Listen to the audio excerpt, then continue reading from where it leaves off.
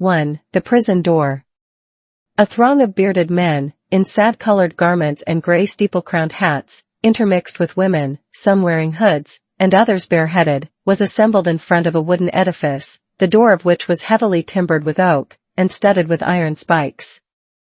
The founders of a new colony, whatever utopia of human virtue and happiness they might originally project, have invariably recognized it among their earliest practical necessities to allot a portion of the virgin soil as a cemetery, and another portion as the site of a prison. In accordance with this rule, it may safely be assumed that the forefathers of Boston had built the first prison house somewhere in the vicinity of Cornhill, almost as seasonably as they marked out the first burial ground, on Isaac Johnson's lot, and round about his grave, which subsequently became the nucleus of all the congregated sepulchres in the old churchyard of King's Chapel. Certain it is that, some 15 or 20 years after the settlement of the town, the wooden jail was already marked with weather stains and other indications of age, which gave a yet darker aspect to its beetle-browed and gloomy front. The rust on the ponderous ironwork of its oaken door looked more antique than anything else in the New World. Like all that pertains to crime, it seemed never to have known a youthful era.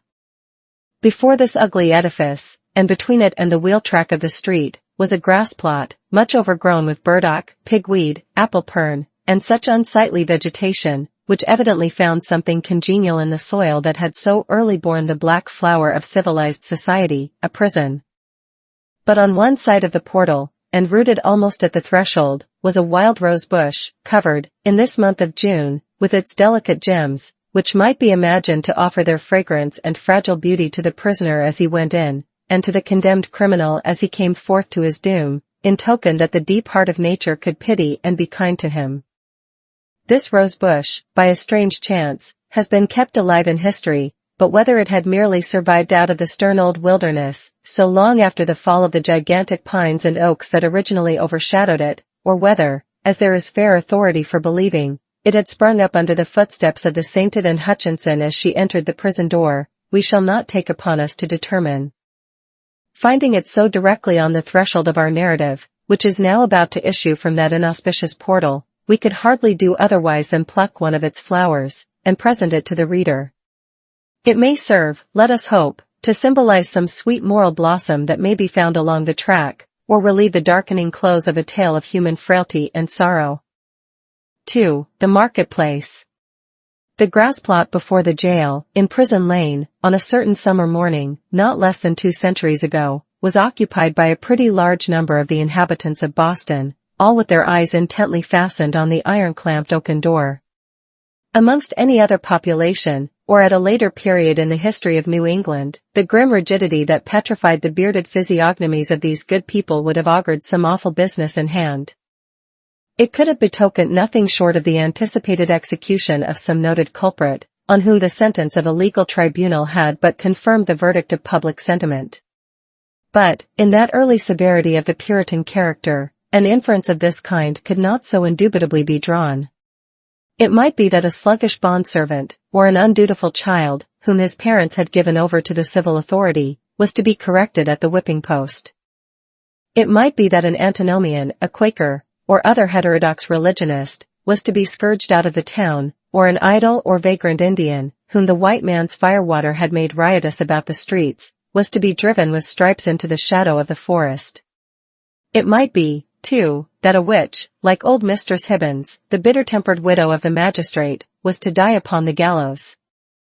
In either case, there was very much the same solemnity of demeanor on the part of the spectators, as befitted a people among whom religion and law were almost identical, and in whose character both were so thoroughly interfused, that the mildest and severest acts of public discipline were alike made venerable and awful.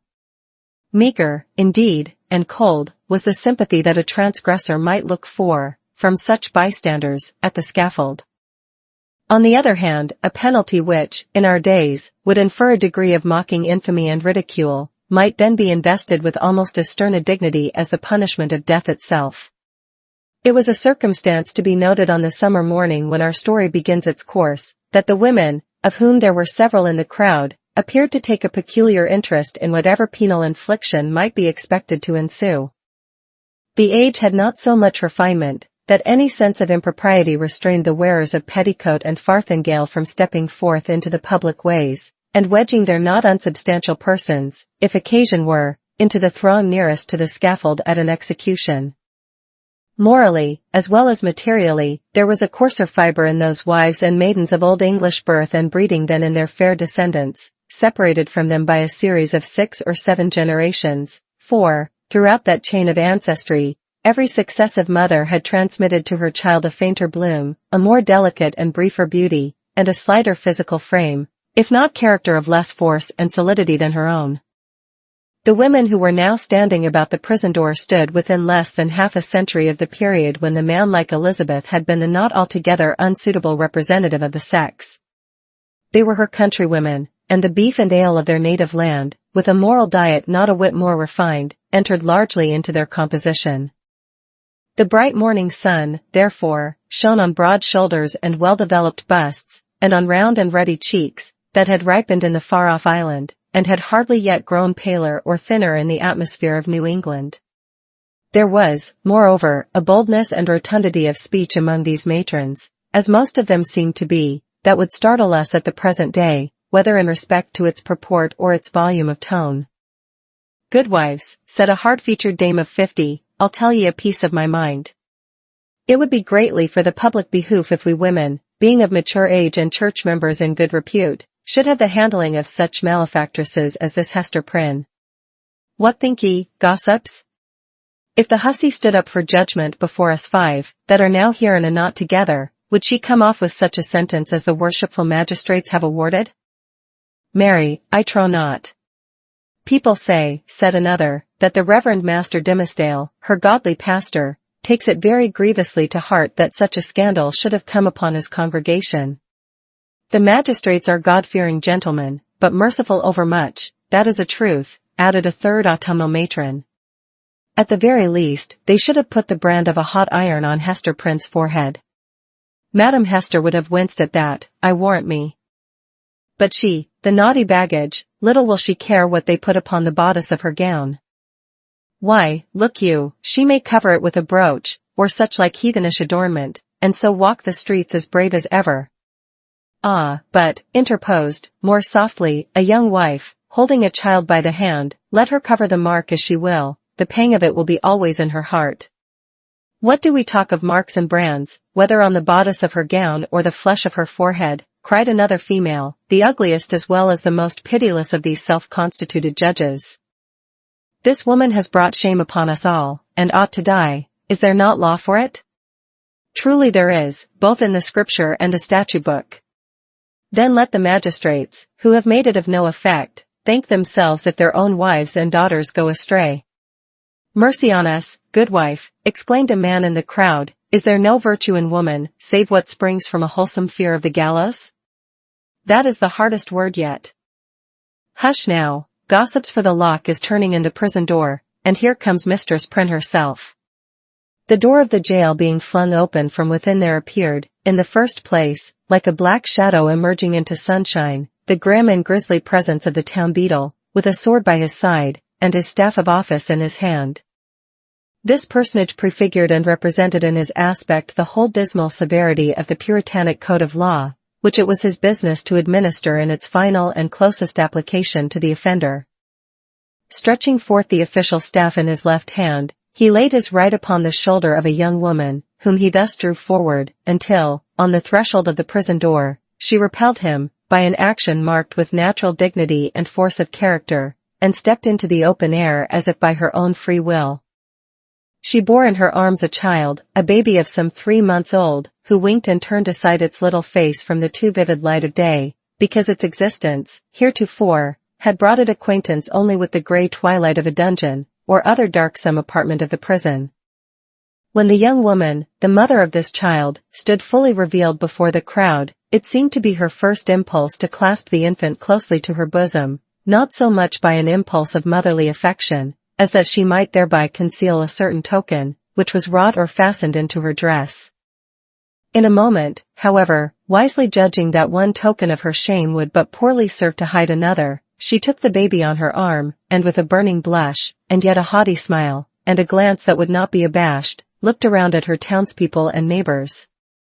On the breast of her gown, in fine red cloth, surrounded with an elaborate embroidery and fantastic flourishes of gold thread, appeared the letter A.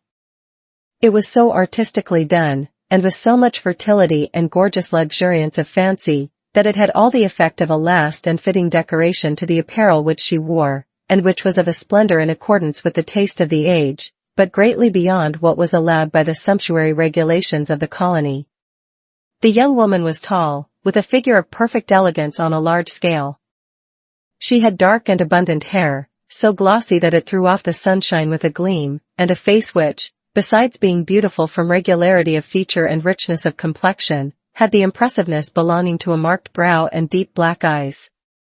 She was ladylike, too, after the manner of the feminine gentility of those days, characterized by a certain state and dignity, rather than by the delicate, evanescent, and indescribable grace which is now recognized as its indication. And never had Hester Prynne appeared more ladylike, in the antique interpretation of the term, than as she issued from the prison.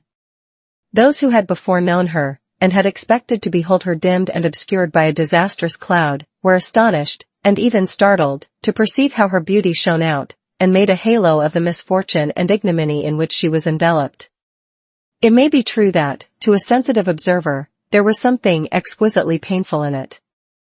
Her attire, which indeed she had wrought for the occasion in prison, and had modelled much after her own fancy, seemed to express the attitude of her spirit, the desperate recklessness of her mood, by its wild and picturesque peculiarity. But the point which drew all eyes, and, as it were, transfigured the wearer, so that both men and women who had been familiarly acquainted with Hester Prynne were now impressed as if they beheld her for the first time, was that scarlet letter, so fantastically embroidered and illuminated upon her bosom. It had the effect of a spell, taking her out of the ordinary relations with humanity, and enclosing her in a sphere by herself. "She hath good skill at her needle, that's certain," remarked one of her female spectators, "but did ever a woman, before this brazen hussy, contrive such a way of showing it? Why, gossips, what is it but to laugh in the faces of our godly magistrates, and make a pride out of what they, worthy gentlemen, meant for a punishment? It were well," muttered the most iron-visaged of the old dames, "if we stripped Madam Hester's rich gown off her dainty shoulders, and as for the red letter which she hath stitched so curiously, I'll bestow a rag of mine own rheumatic flannel to make a fitter one." "Oh, peace, neighbors, peace," whispered their youngest companion, "do not let her hear you.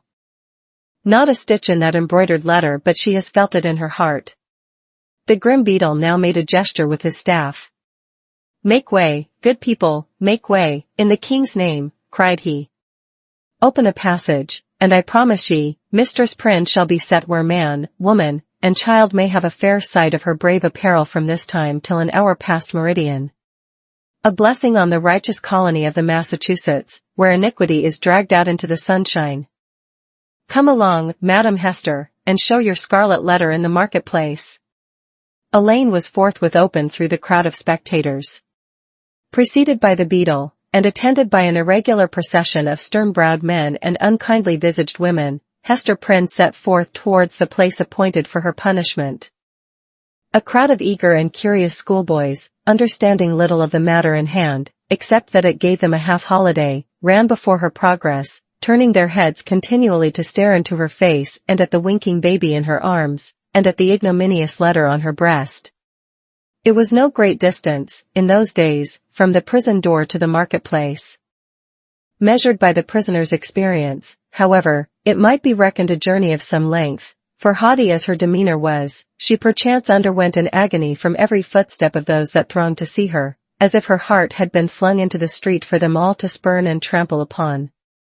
In our nature, however, there is a provision, alike marvelous and merciful, that the sufferer should never know the intensity of what he endures by its present torture, but chiefly by the pain that rankles after it.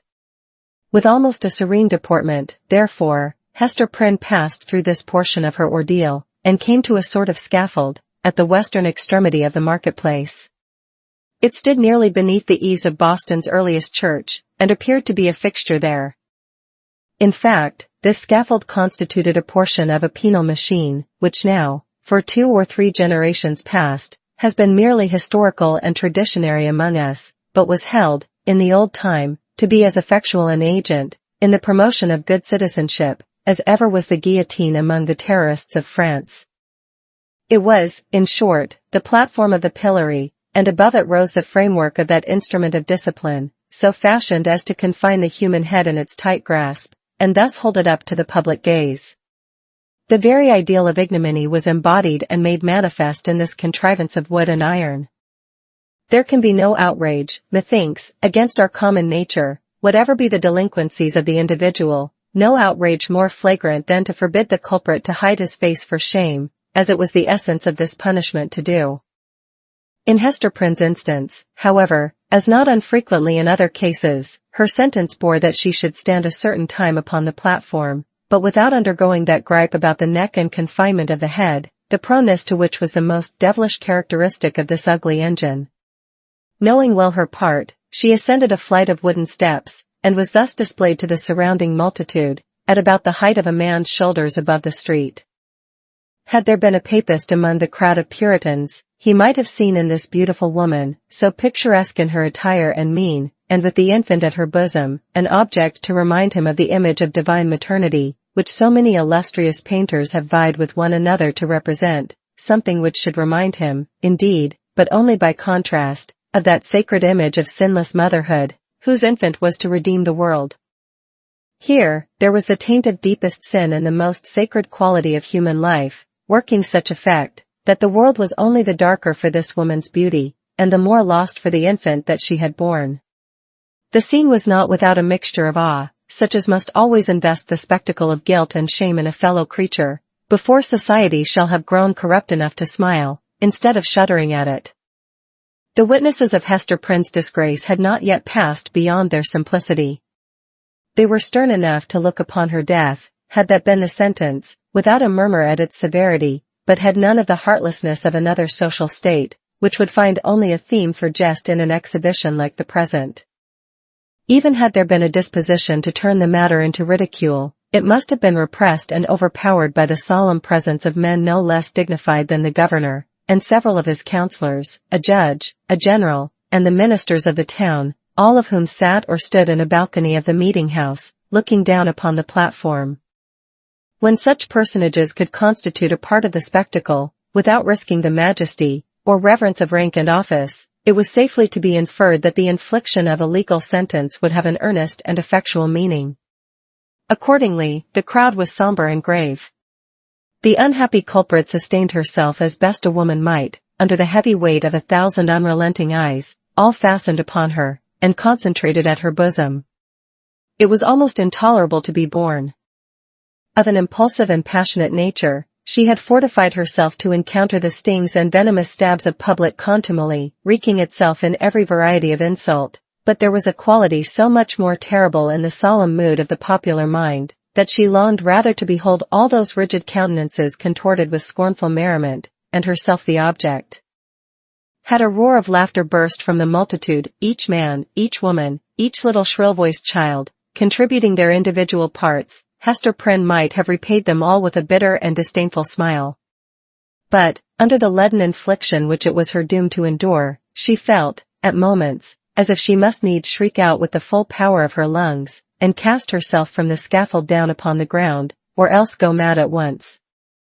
Yet there were intervals when the whole scene, in which she was the most conspicuous object, seemed to vanish from her eyes, or, at least, glimmered indistinctly before them, like a mass of imperfectly shaped and spectral images. Her mind, and especially her memory, was preternaturally active, and kept bringing up other scenes than this roughly hewn street of a little town, on the edge of the western wilderness, other faces than were lowering upon her from beneath the brims of those steeple-crowned hats. Reminiscences, the most trifling and immaterial, passages of infancy and schooldays, sports, childish quarrels, and the little domestic traits of her maiden years, came swarming back upon her, intermingled with recollections of whatever was gravest in her subsequent life, one picture precisely as vivid as another, as if all were of similar importance, or all alike a play. Possibly, it was an instinctive device of her spirit to relieve itself by the exhibition of these phantasmagoric forms, from the cruel weight and hardness of the reality.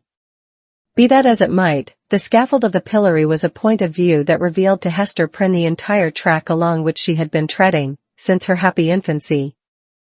Standing on that miserable eminence, she saw again her native village, in Old England, and her paternal home, a decayed house of grey stone, with a poverty-stricken aspect, but retaining a half-obliterated shield of arms over the portal, in token of antique gentility. She saw her father's face, with its bold brow, and reverend white beard that flowed over the old-fashioned Elizabethan ruff, her mother's, too, with the look of heedful and anxious love which it always wore in her remembrance, and which, even since her death, had so often laid the impediment of a gentle remonstrance in her daughter's pathway.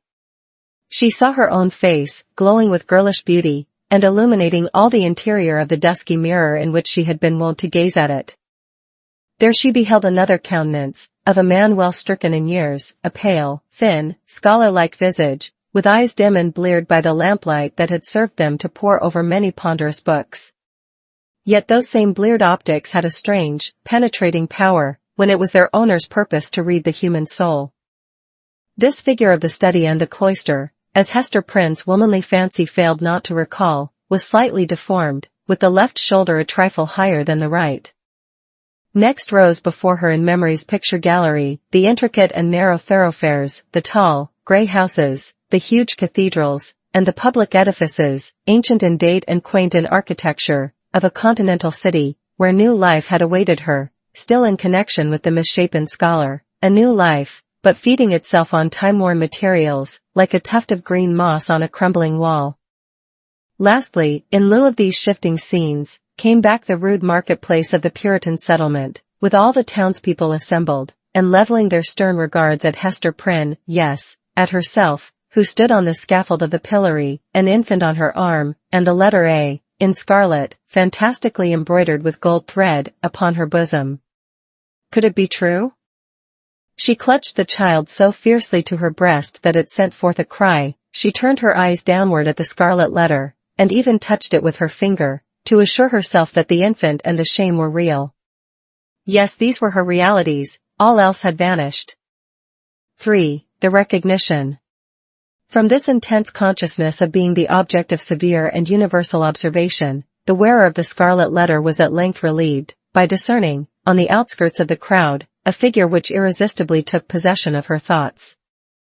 An Indian in his native garb was standing there, but the red men were not so infrequent visitors of the English settlements that one of them would have attracted any notice from Hester Prynne at such a time, much less would he have excluded all other objects and ideas from her mind. By the Indian's side, and evidently sustaining a companionship with him, stood a white man, clad in a strange disarray of civilized and savage costume. He was small in stature, with a furrowed visage, which as yet could hardly be termed aged. There was a remarkable intelligence in his features, as of a person who had so cultivated his mental part that it could not fail to mold the physical to itself and become manifest by unmistakable tokens. Although, by a seemingly careless arrangement of his heterogeneous garb, he had endeavored to conceal or abate the peculiarity, it was sufficiently evident to Hester Prynne that one of this man's shoulders rose higher than the other. Again, at the first instant of perceiving that thin visage, and the slight deformity of the figure, she pressed her infant to her bosom with so convulsive a force that the poor babe uttered another cry of pain.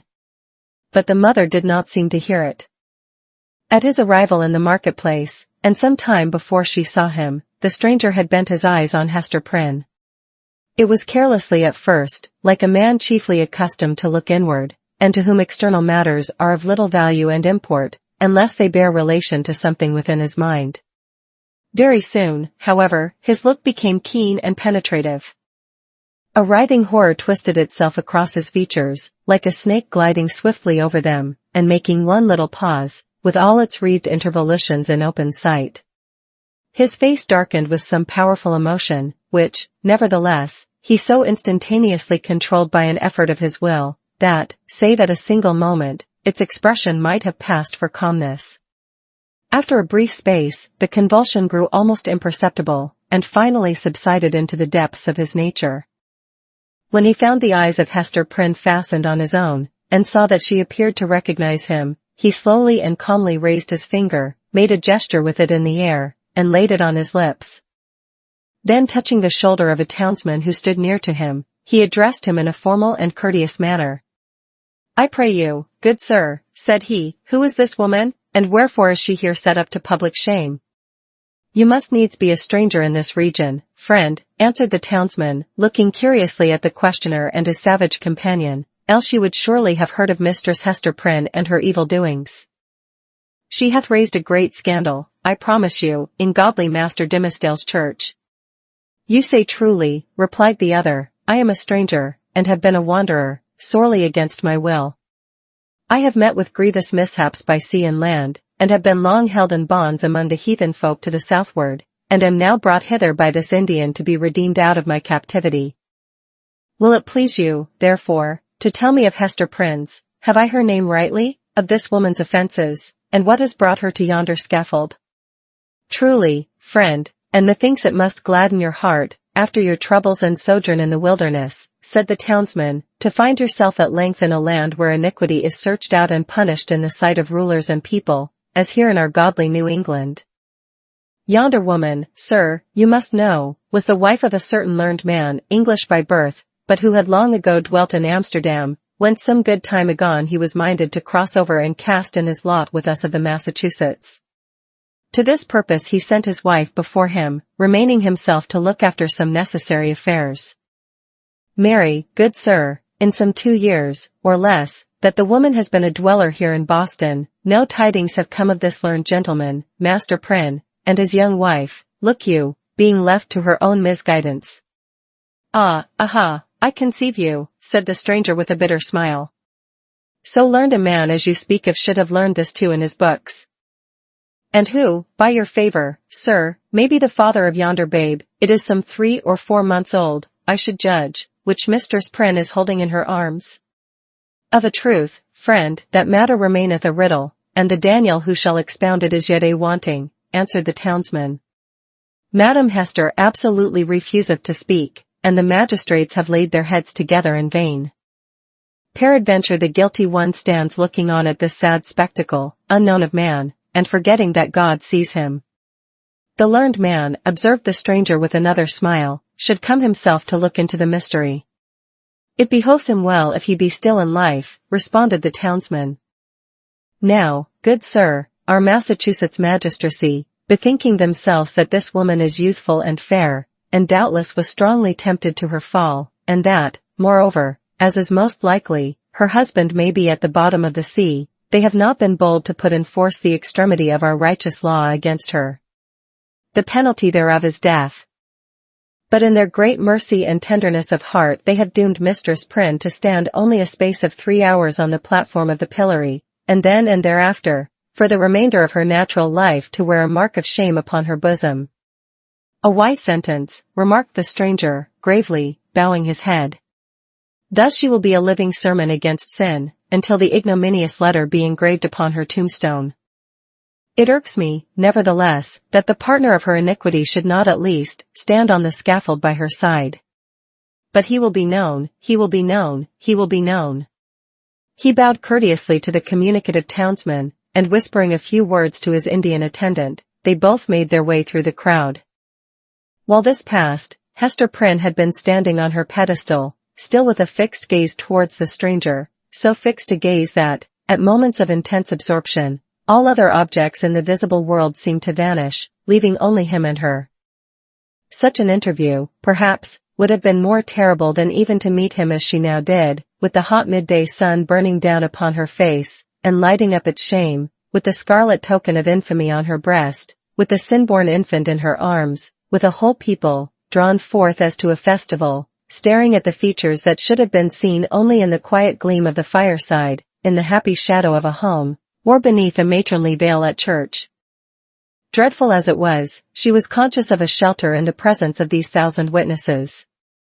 It was better to stand thus, with so many betwixt him and her, than to greet him face to face, they two alone.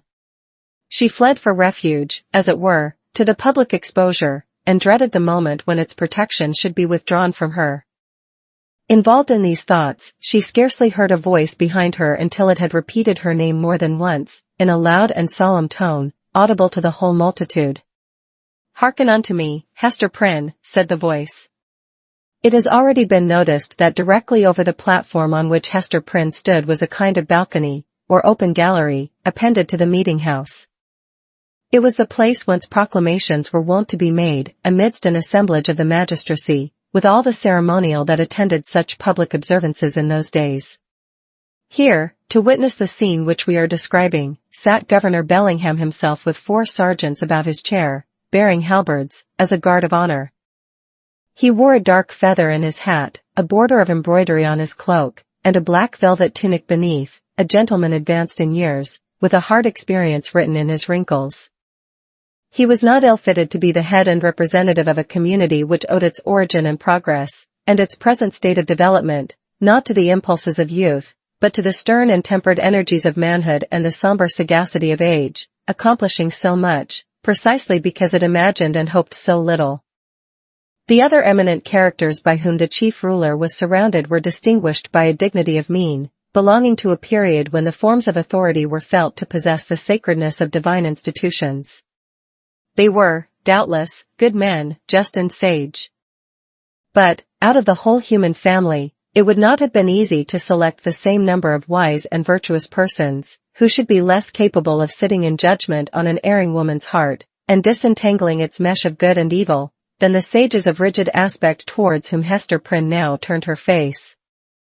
She seemed conscious, indeed, that whatever sympathy she might expect lay in the larger and warmer heart of the multitude, for, as she lifted her eyes towards the balcony, the unhappy woman grew pale, and trembled. The voice which had called her attention was that of the Reverend and famous John Wilson, the eldest clergyman of Boston, a great scholar, like most of his contemporaries in the profession, and withal a man of kind and genial spirit.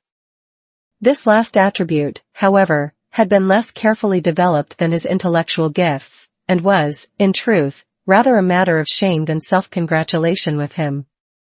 There he stood, with a border of grizzled locks beneath his skull-cap, while his grey eyes, accustomed to the shaded light of his study, were winking, like those of Hester's infant, in the unadulterated sunshine. He looked like the darkly engraved portraits which we see prefixed to old volumes of sermons, and had no more right than one of those portraits would have to step forth, as he now did, and meddle with a question of human guilt, passion, and anguish. "Hester Prynne," said the clergyman, "I have striven with my young brother here, under whose preaching of the word you have been privileged to sit, here Mr. Wilson laid his hand on the shoulder of a pale young man beside him. "I have sought, I say, to persuade this godly youth, that he should deal with you, here in the face of heaven, and before these wise and upright rulers, and in hearing of all the people, as touching the vileness and blackness of your sin. Knowing your natural temper better than I, he could the better judge what arguments to use, whether of tenderness or terror, such as might prevail over your hardness and obstinacy, insomuch that you should no longer hide the name of him who tempted you to this grievous fall. But he opposes to me, with a young man's oversoftness, albeit wise beyond his years, that it were wronging the very nature of woman to force her to lay open her heart's secrets in such broad daylight, and in presence of so great a multitude. Truly, as I sought to convince him, the shame lay in the commission of the sin, and not in the showing of it forth. What say you to it, once again, brother Dimmesdale? Must it be thou, or I, that shall deal with this poor sinner's soul?" There was a murmur among the dignified and reverend occupants of the balcony, and Governor Bellingham gave expression to its purport, speaking in an authoritative voice, although tempered with respect towards the youthful clergyman whom he addressed. "Good Master Dimmesdale," said he, "the responsibility of this woman's soul lies greatly with you. It behoves you, therefore, to exhort her to repentance and to confession, as a proof and consequence thereof." The directness of this appeal drew the eyes of the whole crowd upon the Reverend Mr. Dimmesdale, young clergyman, who had come from one of the great English universities, bringing all the learning of the age into our wild forest land. His eloquence and religious fervor had already given the earnest of high eminence in his profession.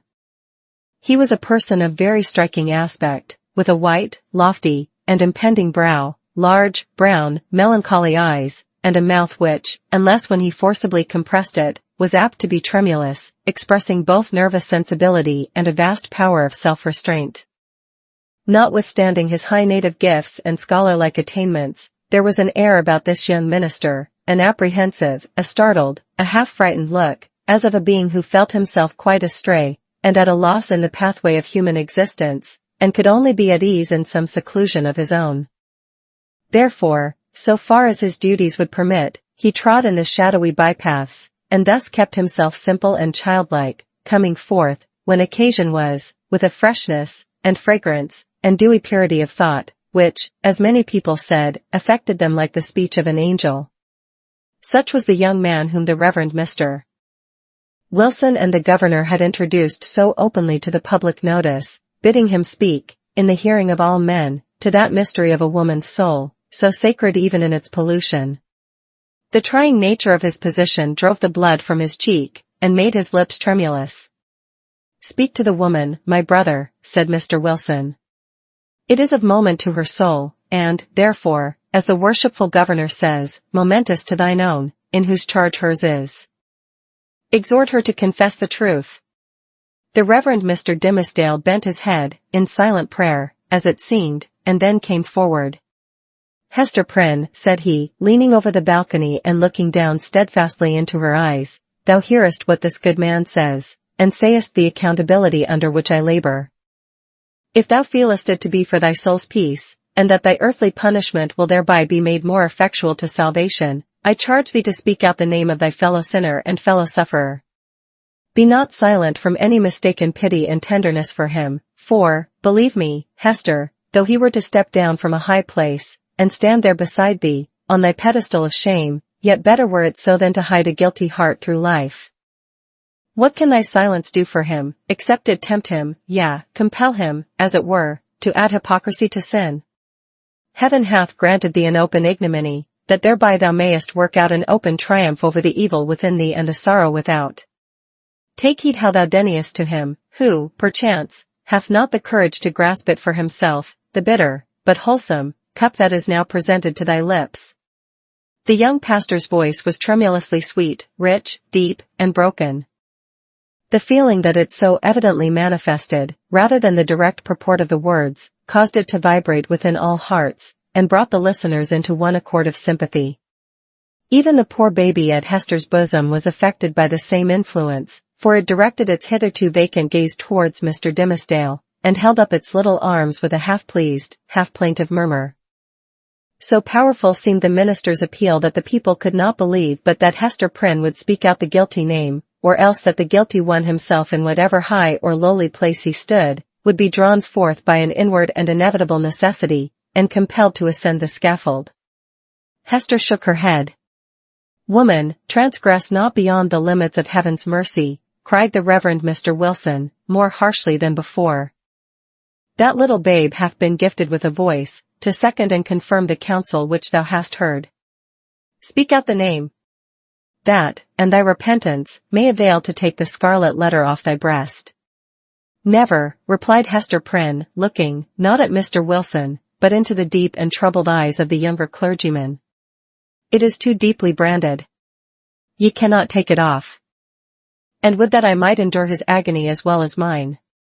"Speak, woman," said another voice, coldly and sternly, proceeding from the crowd about the scaffold, "speak, and give your child a father." "I will not speak," answered Hester, turning pale as death, but responding to this voice, which she too surely recognized. "And my child must seek a heavenly father, she shall never know an earthly one." "She will not speak," murmured Mr. Dimmesdale, who, leaning over the balcony, with his hand upon his heart, had awaited the result of his appeal. He now drew back with a long respiration. Wondrous strength and generosity of a woman's heart. "She will not speak." Discerning the impracticable state of the poor culprit's mind, the elder clergyman, who had carefully prepared himself for the occasion, addressed to the multitude a discourse on sin, in all its branches, but with continual reference to the ignominious letter. So forcibly did he dwell upon this symbol, for the hour or more during which his periods were rolling over the people's heads, that it assumed new terrors in their imagination, and seemed to derive its scarlet hue from the flames of the infernal pit. Hester Prynne, meanwhile, kept her place upon the pedestal of shame, with glazed eyes, and an air of weary indifference. She had borne that morning all that nature could endure, and as her temperament was not of the order that escapes from too intense suffering by a swoon, her spirit could only shelter itself beneath a stony crust of insensibility, while the faculties of animal life remained entire. In this state, the voice of the preacher thundered remorselessly, but unavailingly, upon her ears. The infant, during the latter portion of her ordeal, pierced the air with its wailings and screams. She strove to hush it mechanically, but seemed scarcely to sympathize with its trouble. With the same hard demeanor, she was led back to prison, and vanished from the public gaze within its iron-clamped portal. It was whispered by those who peered after her that the Scarlet Letter threw a lurid gleam along the dark passageway of the interior. 4. The interview. After her return to the prison, Hester Prynne was found to be in a state of nervous excitement that demanded constant watchfulness, lest she should perpetrate violence on herself, or do some half-frenzied mischief to the poor babe. As night approached, it proving impossible to quell her insubordination by rebuke or threats of punishment, Master Brackett, the jailer, thought fit to introduce a physician. He described him as a man of skill in all Christian modes of physical science, and likewise familiar with whatever the savage people could teach in respect to medicinal herbs and roots that grew in the forest. To say the truth, there was much need of professional assistance, not merely for Hester herself, but still more urgently for the child, who, drawing its sustenance from the maternal bosom, seemed to have drank in with it all the turmoil, the anguish and despair, which pervaded the mother's system. It now writhed in convulsions of pain, and was a forcible type, in its little frame, of the moral agony which Hester Prynne had borne throughout the day. Closely following the jailer into the dismal apartment, appeared that individual, of singular aspect whose presence in the crowd had been of such deep interest to the wearer of the Scarlet Letter. He was lodged in the prison, not as suspected of any offense, but as the most convenient and suitable mode of disposing of him, until the magistrates should have conferred with the Indian sagamores respecting his ransom. His name was announced as Roger Chillingworth. The jailer, after ushering him into the room, remained a moment, marveling at the comparative quiet that followed his entrance, for Hester Prynne had immediately become as still as death, although the child continued to moan. "Prithee, friend, leave me alone with my patient," said the practitioner. "Trust me, good jailer, you shall briefly have peace in your house, and, I promise you, Mistress Prynne shall hereafter be more amenable to just authority than you may have found her heretofore." "Nay, if your worship can accomplish that," answered Master Brackett, "I shall own you for a man of skill, indeed. Verily, the woman hath been like a possessed one, and there lacks little that I should take in hand, to drive Satan out of her with stripes." The stranger had entered the room with the characteristic quietude of the profession to which he announced himself as belonging. Nor did his demeanor change when the withdrawal of the prison keeper left him face to face with the woman, whose absorbed notice of him, in the crowd, had intimated so close a relation between himself and her. His first care was given to the child, whose cries, indeed, as she lay writhing on the trundle bed, made it a peremptory necessity to postpone all other business to the task of soothing her. He examined the infant carefully, and then proceeded to unclasp a leathern case, which he took from beneath his dress. It appeared to contain medical preparations, one of which he mingled with a cup of water.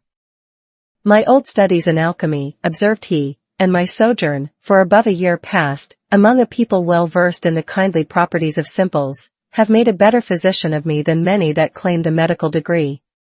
Here, woman. The child is yours, she is none of mine, neither will she recognize my voice or aspect as a father's. Administer this draught, therefore, with thine own hand." Hester repelled the offered medicine, at the same time gazing with strongly marked apprehension into his face. "Wouldst thou avenge thyself on the innocent babe?" whispered she. "Foolish woman," responded the physician, half coldly, half soothingly. "What should ail me to harm this misbegotten and miserable babe? The medicine is potent for good, and were it my child, yea, mine own, as well as thine, I could do no better for it." As she still hesitated, being, in fact, in no reasonable state of mind, he took the infant in his arms, and himself administered the draught. It soon proved its efficacy, and redeemed the leech's pledge. The moans of the little patient subsided, its convulsive tossings gradually ceased, and in a few moments, as is the custom of young children after relief from pain, it sank into a profound and dewy slumber. The physician, as he had a fair right to be termed, next bestowed his attention on the mother. With calm and intent scrutiny, he felt her pulse, looked into her eyes, a gaze that made her heart shrink and shudder, because so familiar, and yet so strange and cold, and, finally, satisfied with his investigation, proceeded to mingle another draught. "I know not Lethe nor Nepenthe," remarked he, "but I have learned many new secrets in the wilderness, and here is one of them, a recipe that an Indian taught me, in requital of some lessons of my own, that were as old as Paracelsus. Drink it. It may be less soothing than a sinless conscience. That I cannot give thee. But it will calm the swell and heaving of thy passion, like oil thrown on the waves of a tempestuous sea." He presented the cup to Hester, who received it with a slow, earnest look into his face, not precisely a look of fear, yet full of doubt and questioning as to what his purposes might be. She looked also at her slumbering child. "I have thought of death," said she, "have wished for it, would even have prayed for it, were it fit that such as I should pray for anything. Yet, if death be in this cup, I bid thee think again, ere thou beholdest me quaff it. See. It is even now at my lips." "Drink, then," replied he, still with the same cold composure. "Dost thou know me so little, Hester Prynne? Are my purposes wont to be so shallow? Even if I imagine a scheme of vengeance, what could I do better for my object than to let thee live, than to give thee medicines against all harm and peril of life, so that this burning shame may still blaze upon thy bosom?"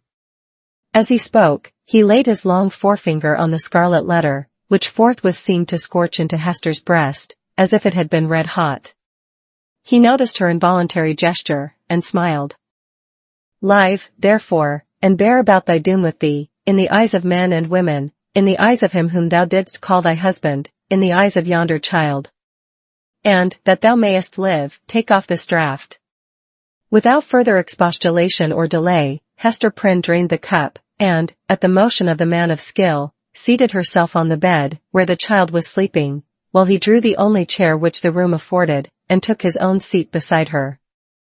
She could not but tremble at these preparations, for she felt that, having now done all that humanity, or principle, or, if so it were, a refined cruelty, impelled him to do for the relief of physical suffering, he was next to treat with her as the man whom she had most deeply and irreparably injured. "Hester," said he, "I ask not wherefore, nor how thou hast fallen into the pit, or say, rather, thou hast ascended to the pedestal of infamy on which I found thee. The reason is not far to seek. It was my folly, and thy weakness. I, a man of thought, the bookworm of great libraries, a man already in decay, having given my best years to feed the hungry dream of knowledge, what had I to do with youth and beauty like thine own? Misshapen from my birth hour, how could I delude myself with the idea that intellectual gifts might veil physical deformity in a young girl's fantasy? Men call me wise. If sages were ever wise in their own behoof, I might have foreseen all this. I might have known that, as I came out of the vast and dismal forest, and entered this settlement of Christian men, the very first object to meet my eyes would be thyself, Hester Prynne, standing up, a statue of ignominy, before the people. Nay, from the moment when we came down the old church steps together, a married pair, I might have beheld the bale fire of that Scarlet Letter blazing at the end of our path. Thou knowest, said Hester, for, depressed as she was, she could not endure this last quiet stab at the token of her shame, thou knowest that I was frank with thee. I felt no love, nor feigned any. True, replied he. It was my folly. I have said it. But, up to that epoch of my life, I had lived in vain. The world had been so cheerless. My heart was a habitation large enough for many guests, but lonely and chill, and without a household fire. I longed to kindle one. It seemed not so wild a dream, old as I was, and somber as I was, and misshapen as I was, that the simple bliss, which is scattered far and wide, for all mankind to gather up, might yet be mine. And so, Hester, I drew thee into my heart, into its innermost chamber, and sought to warm thee by the warmth which thy presence made there. I have greatly wronged thee, murmured Hester. We have wronged each other, answered he. Mine was the first wrong, when I betrayed thy budding youth into a false and unnatural relation with my decay. Therefore, as a man who has not thought and philosophized in vain, I seek no vengeance, plot no evil against thee. Between thee and me, the scale hangs fairly balanced. But, Hester, the man lives who has wronged us both. Who is he? Ask me not, replied Hester Prynne, looking firmly into his face. That thou shalt never know. Never, sayest thou, rejoined he, with a smile of dark and self-relying intelligence. Never know him. Believe me, Hester, there are few things whether in the outward world, or, to a certain depth, in the invisible sphere of thought, few things hidden from the man who devotes himself earnestly and unreservedly to the solution of a mystery. Thou mayest cover up thy secret from the prying multitude. Thou mayest conceal it, too, from the ministers and magistrates, even as thou didst this day, when they sought to wrench the name out of thy heart, and give thee a partner on thy pedestal. But, as for me, I come to the inquest with other senses than they possess. I shall seek this man, as I have sought truth in books, as I have sought gold in alchemy. There is a sympathy that will make me conscious of him. I shall see him tremble. I shall feel myself shudder, suddenly and unawares. Sooner or later, he must needs be mine. The eyes of the wrinkled scholar glowed so intensely upon her, that Hester Prynne clasped her hand over her heart, dreading lest he should read the secret there at once. Thou wilt not reveal his name? Not the less he is mine, resumed he, with a look of confidence, as if destiny were at one with him. He bears no letter of infamy wrought into his garment, as thou dost, but I shall read it on his heart. Yet fear not for him. Think not that I shall interfere with heaven's own method of retribution, or, to my own loss, betray him to the gripe of human law. Neither do thou imagine that I shall contrive aught against his life, no, nor against his fame, if as I judge, he be a man of fair repute. Let him live. Let him hide himself in outward honor, if he may. Not the less he shall be mine. Thy acts are like mercy, said Hester, bewildered and appalled, but thy words interpret thee as a terror. One thing, thou that wast my wife, I would enjoin upon thee, continued the scholar. Thou hast kept the secret of thy paramour. Keep, likewise, mine. There are none in this land that know me. Breathe not to any human soul that thou didst ever call me husband. Here, on this wild outskirt of the earth, I shall pitch my tent, for, elsewhere a wanderer, and isolated from human interests, I find here a woman, a man, a child, amongst whom and myself there exist the closest ligaments. No matter whether of love or hate, no matter whether of right or wrong. Thou and thine, Hester Prynne, belong to me. My home is where thou art and where he is. But betray me not. Wherefore dost thou desire it? Inquired Hester, shrinking, she hardly knew why, from this secret bond. Why not announce thyself openly, and cast me off at once? It may be, he replied, because I will not encounter the dishonor that besmirches the husband of a faithless woman. It may be for other reasons. Enough, it is my purpose to live and die unknown.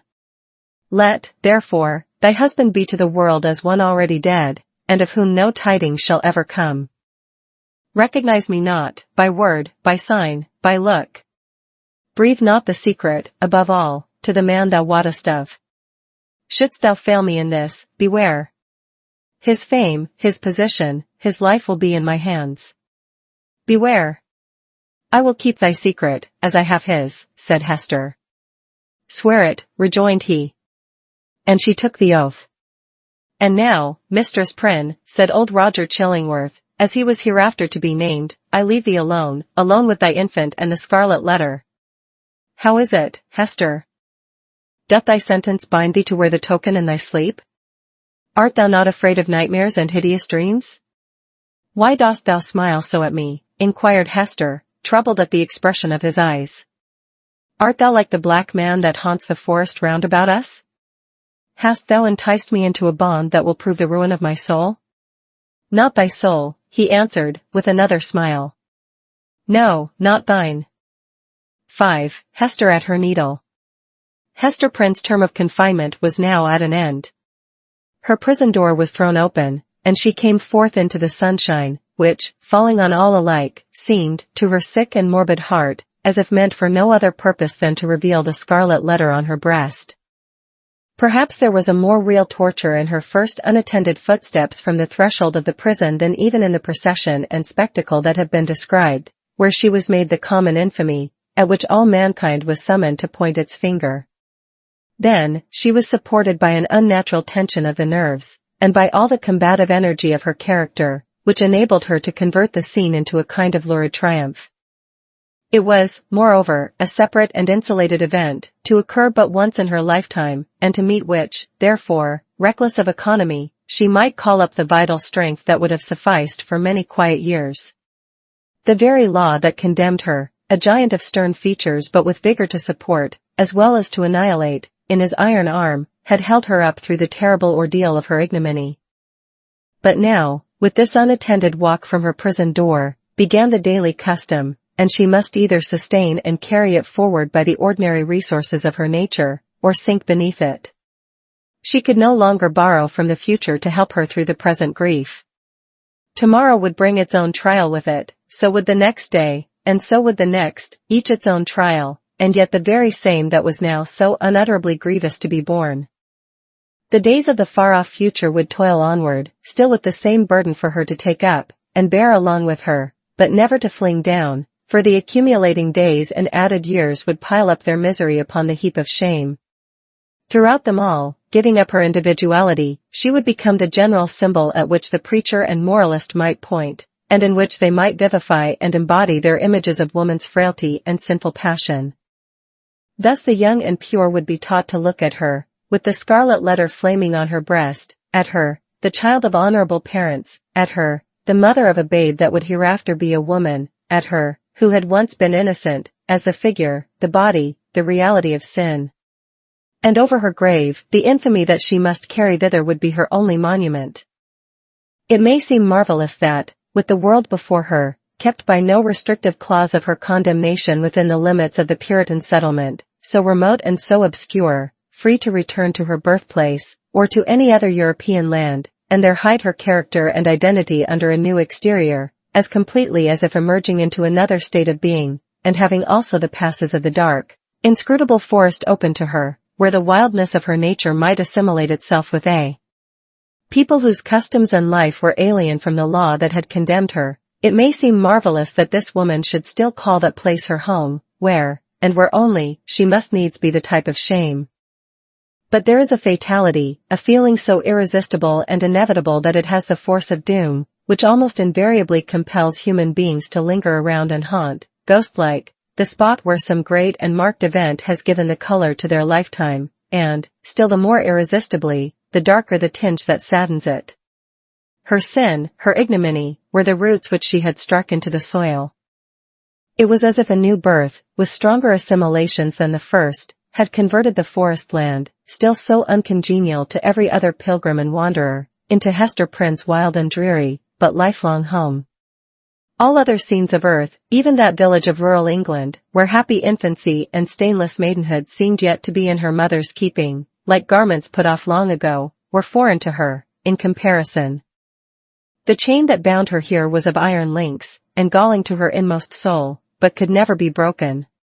It might be, too, doubtless it was so, although she hid the secret from herself, and grew pale whenever it struggled out of her heart, like a serpent from its hole. It might be that another feeling kept her within the scene and pathway that had been so fatal. There dwelt, there trode, the feet of one with whom she deemed herself connected in a union that, unrecognized on earth, would bring them together before the bar of final judgment, and make that their marriage altar, for a joint futurity of endless retribution. Over and over again, the tempter of souls had thrust this idea upon Hester's contemplation, and laughed at the passionate and desperate joy with which she seized, and then strove to cast it from her. She barely looked the idea in the face, and hastened to bar it in its dungeon. What she compelled herself to believe, what, finally, she reasoned upon as her motive for continuing a resident of New England, was half a truth, and half a self-delusion.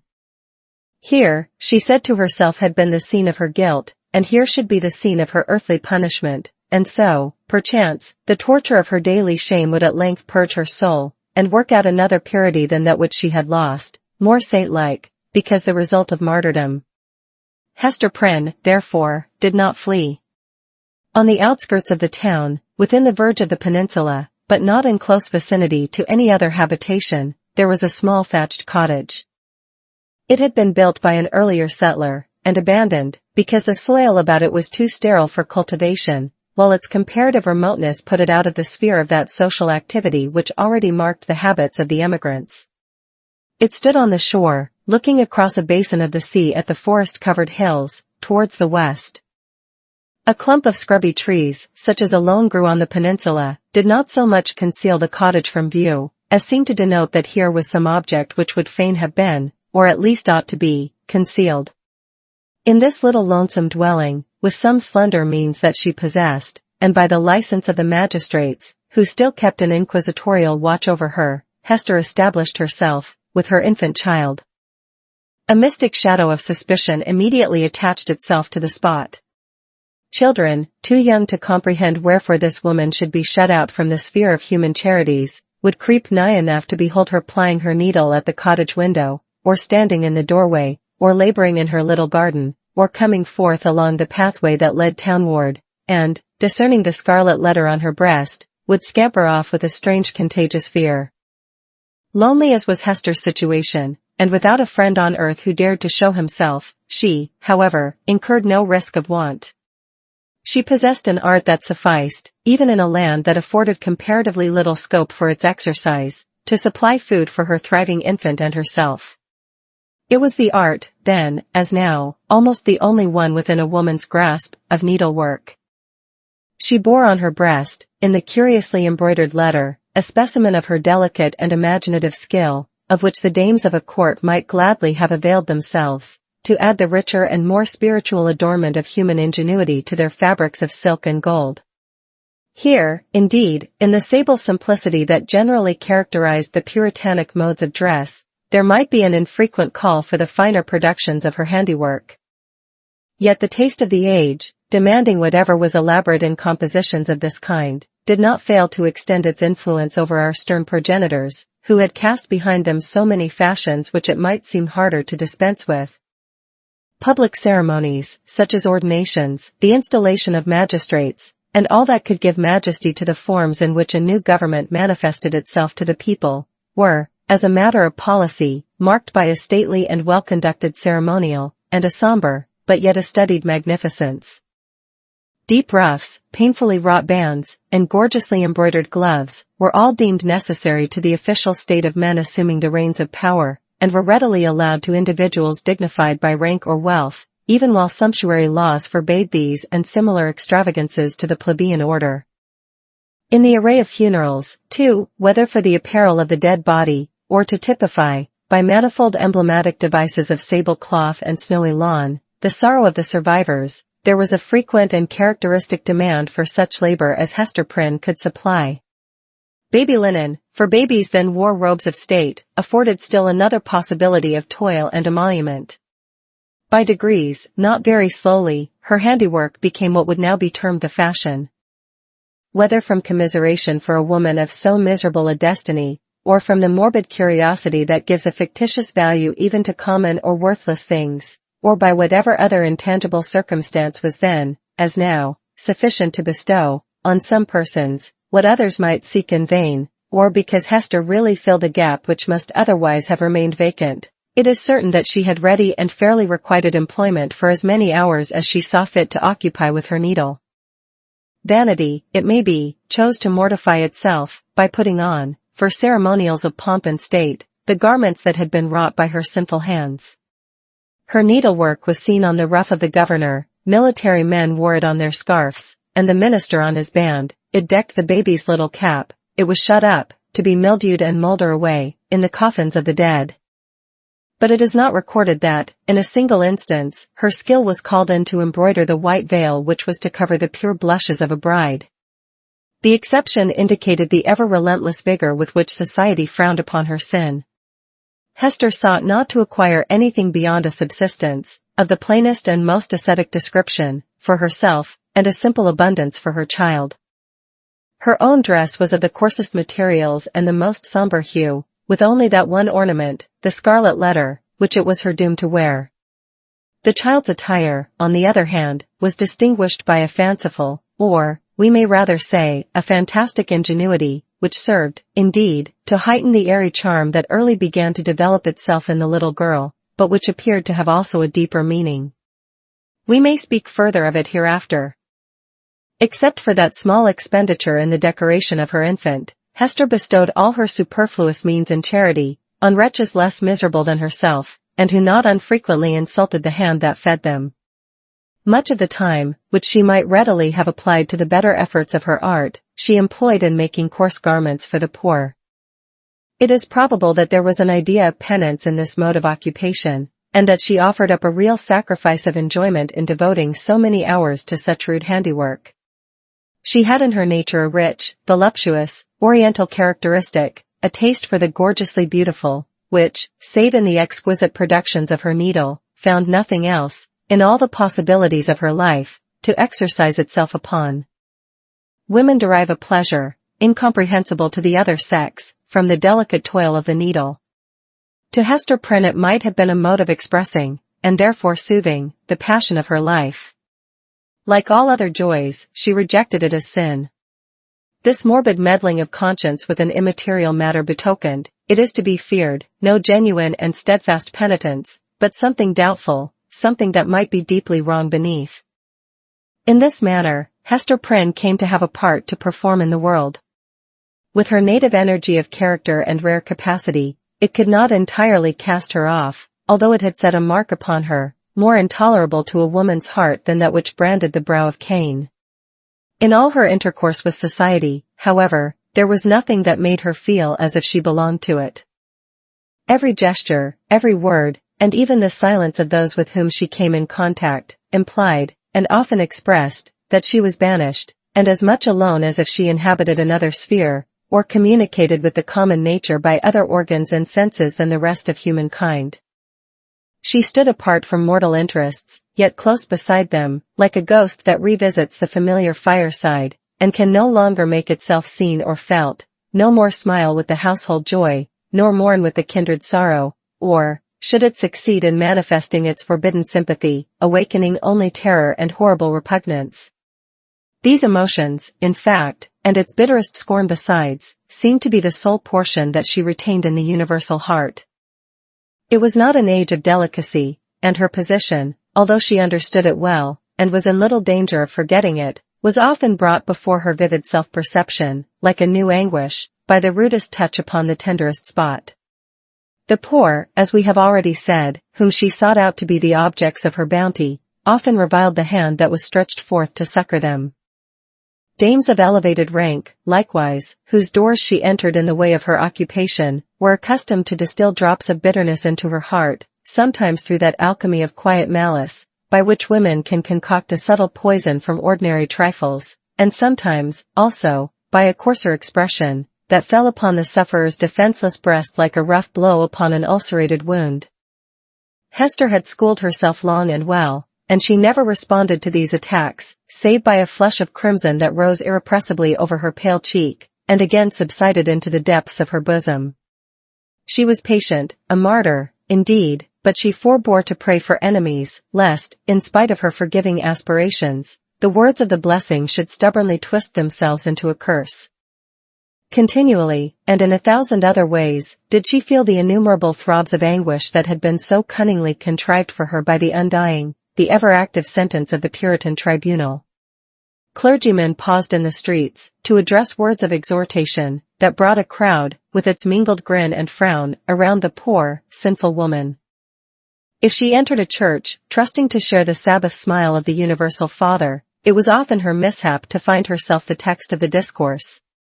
She grew to have a dread of children, for they had imbibed from their parents a vague idea of something horrible in this dreary woman gliding silently through the town, with never any companion but one only child.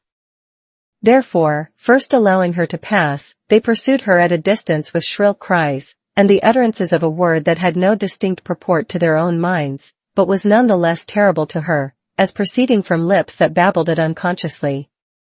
It seemed to argue so wide a diffusion of her shame, that all nature knew of it. It could have caused her no deeper pang had the leaves of the trees whispered the dark story among themselves, had the summer breeze murmured about it, had the wintry blast shrieked it aloud. Another peculiar torture was felt in the gaze of a new eye. When strangers looked curiously at the Scarlet Letter, and none ever failed to do so, they branded it afresh in Hester's soul, so that, oftentimes, she could scarcely refrain, yet always did refrain, from covering the symbol with her hand. But then, again, an accustomed eye had likewise its own anguish to inflict. Its cool stare of familiarity was intolerable. From first to last, in short, Hester Prynne had always this dreadful agony in feeling a human eye upon the token. The spot never grew callous, it seemed, on the contrary, to grow more sensitive with daily torture. But sometimes, once in many days, or perchance in many months, she felt an eye, a human eye, upon the ignominious brand, that seemed to give a momentary relief, as if half of her agony were shared. The next instant, back it all rushed again, with still a deeper throb of pain, for, in that brief interval, she had sinned anew. Had Hester sinned alone? Her imagination was somewhat affected, and, had she been of a softer moral and intellectual fibre, would have been still more so, by the strange and solitary anguish of her life. Walking to and fro, with those lonely footsteps, in the little world with which she was outwardly connected, it now and then appeared to Hester, if altogether fancy, it was nevertheless too potent to be resisted. She felt or fancied, then, that the Scarlet Letter had endowed her with a new sense. She shuddered to believe, yet could not help believing, that it gave her a sympathetic knowledge of the hidden sin in other hearts. She was terror-stricken by the revelations that were thus made. What were they? Could they be other than the insidious whispers of the bad angel, who would fain have persuaded the struggling woman, as yet only half his victim, that the outward guise of purity was but a lie, and that, if truth were everywhere to be shown, a Scarlet Letter would blaze forth on many a bosom besides Hester Prynne's? Or, must she receive those intimations, so obscure, yet so distinct, as truth? In all her miserable experience, there was nothing else so awful and so loathsome as this sense. It perplexed, as well as shocked her, by the irreverent inopportuneness of the occasions that brought it into vivid action.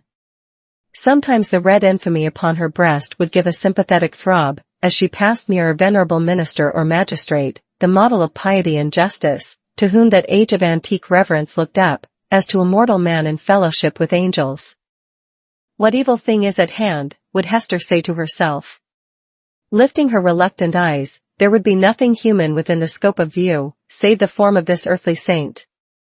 Again a mystic sisterhood would contumaciously assert itself, as she met the sanctified frown of some matron, who, according to the rumor of all tongues, had kept cold snow within her bosom throughout life. That unsunned snow in the matron's bosom, and the burning shame on Hester Prynne's, what had the two in common? Or, once more, the electric thrill would give her warning, behold Hester, here is a companion, and, looking up, she would detect the eyes of a young maiden glancing at the Scarlet Letter, shyly and aside, and quickly averted, with a faint, chill crimson in her cheeks as if her purity were somewhat sullied by that momentary glance. O fiend, whose talisman was that fatal symbol, wouldst thou leave nothing, whether in youth or age, for this poor sinner to revere? Such loss of faith is ever one of the saddest results of sin. Be it accepted as a proof that all was not corrupt in this poor victim of her own frailty, and man's hard law, that Hester Prynne yet struggled to believe that no fellow mortal was guilty like herself. The vulgar, who, in those dreary old times, were always contributing a grotesque horror to what interested their imaginations, had a story about the Scarlet Letter which we might readily work up into a terrific legend. They averred that the symbol was not mere scarlet cloth, tinged in an earthly dye-pot, but was red-hot with infernal fire, and could be seen glowing all alight whenever Hester Prynne walked abroad in the night-time.